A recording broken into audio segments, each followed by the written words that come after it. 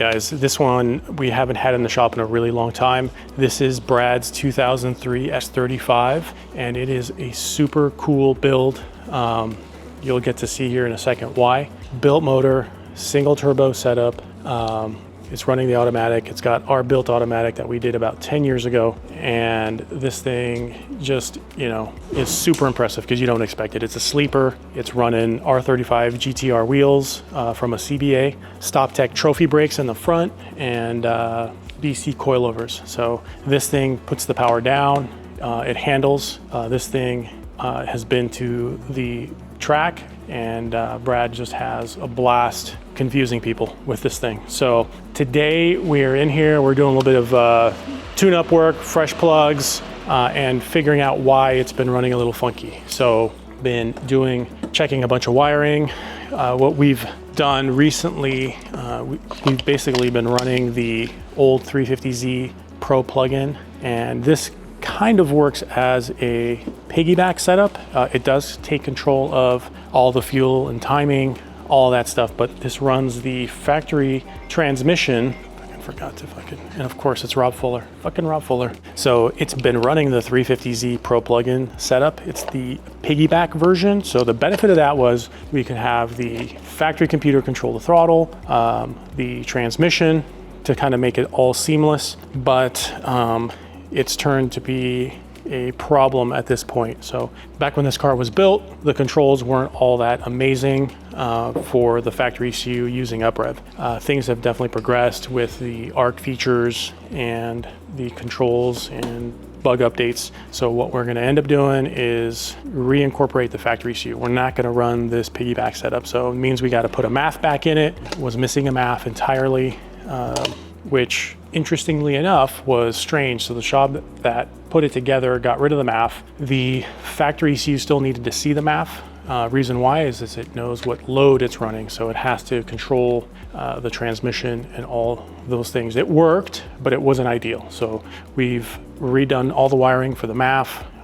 Danny's working on the factory O2 sensor wiring. So we're gonna, of course, add back the narrowband sensors into this thing, so we have closed loop fuel control, and we're gonna get this thing running better than it was with the Haltech setup. So we're gonna be running the GT MAF, which let me grab right now. So what we ended up doing at the very bottom of the pipe, we've installed and fabbed up our flange, and we've got our GT MAF in there. So if you pay attention, this is the throttle body, our MAF, and then our blow-off valve. So it's a bit close, but it works pretty well.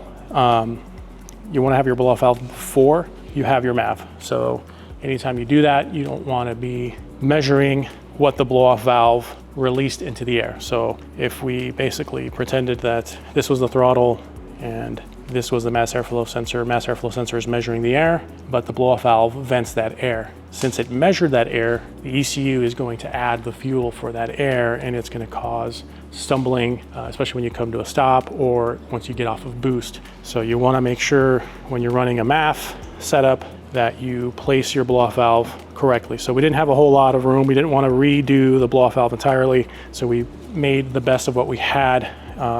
And this is the perfect area. So it's gonna sit like this. We're not gonna really see this, and it'll work just fine and dandy. So this valve, the spring that's in it, it's a bit too soft. So we're gonna go just a hair tighter, so that way this thing isn't completely open at idle. So the blow-off valve spring is rated for your vacuum. So whatever vacuum your engine hits at idle, that's what you want to get your spring for. So there's no sense of having it too loose. You're still going to get the cool blow-off valve sounds. You just want to get your spring rated for the vacuum that your engine runs. A soft spring is always going to shut on boost. It's designed to hold the boost pressure. So a stiffer spring doesn't mean it's going to hold more boost. It's not the way a blow-off valve works. It is going to shut as soon as it is positive manifold pressure, and that's the end of that. So you don't need to worry about that, but you do want to size it accordingly, especially if you're running a MAF setup on a car. Because it was on MAP,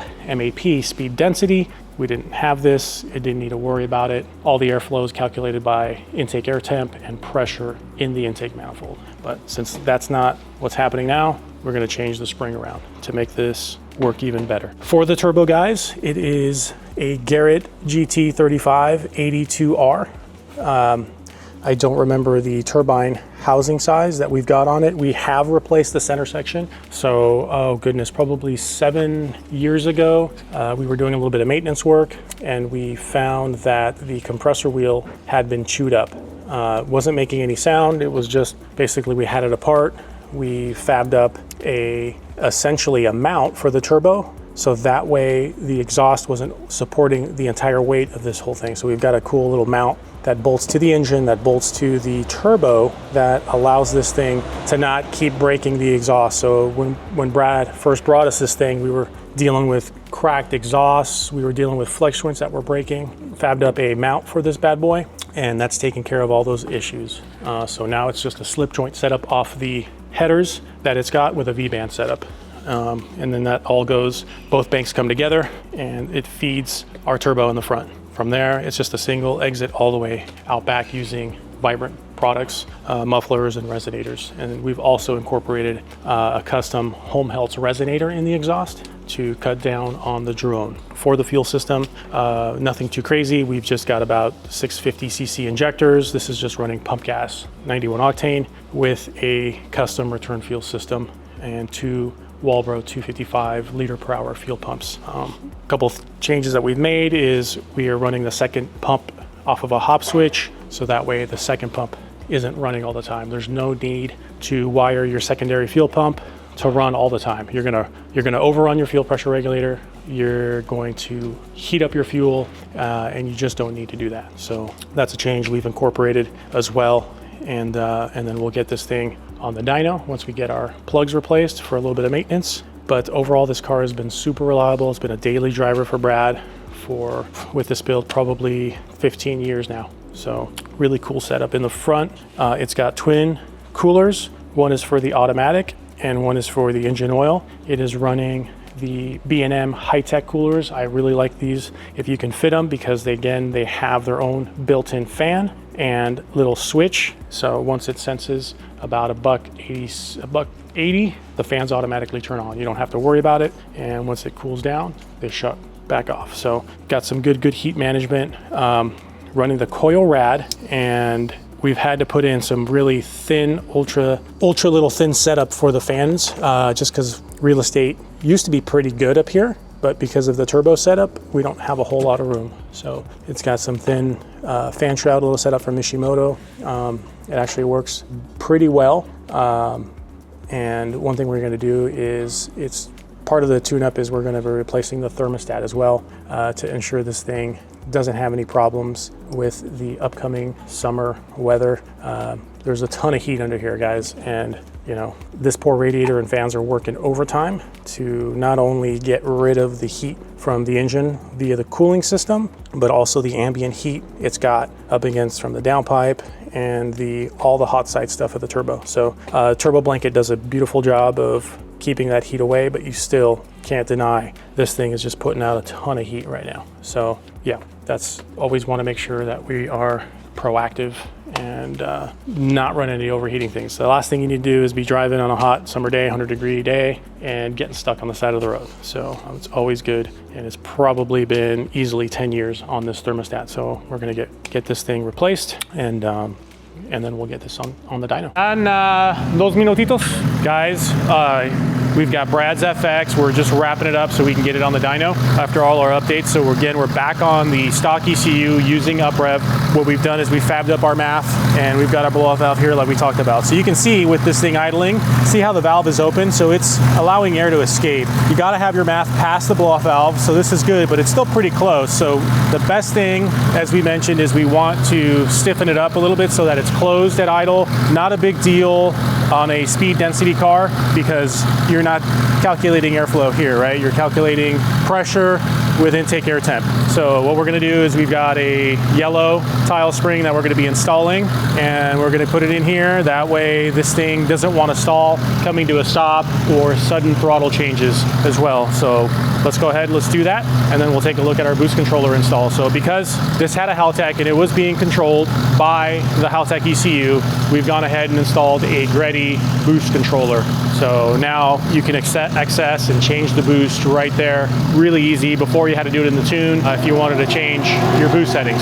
So it's going to be a lot easier, and it doubles as a boost gauge as well. So it sounds like one of our fans is starting to make a little bit of noise. All right, let's go ahead and get it swapped out, and we'll go from there.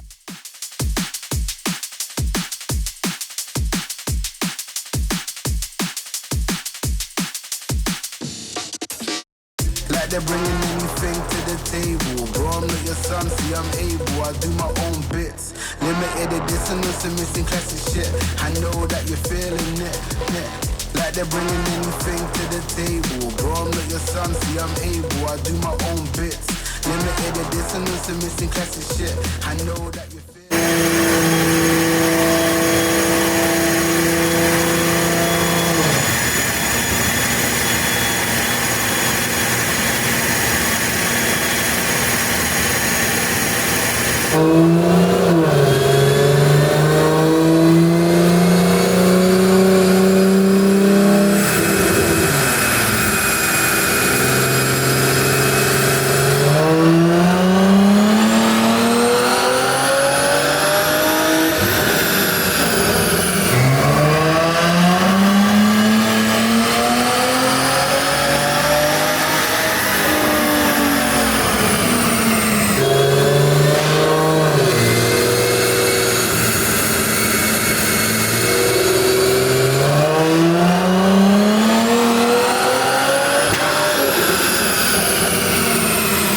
So we are in Brad's 2003 FX35. You guys got to see it on the dyno. Did well. Did the power it was supposed to on 91 with our stock ECU, and almost about 500 wheel with some boosting in it. So we take it for a little drive. Normally I would call this thing the Porsche Cayenne killer, but nowadays brand new cars are so fast and make a ton of power. But this thing is no joke.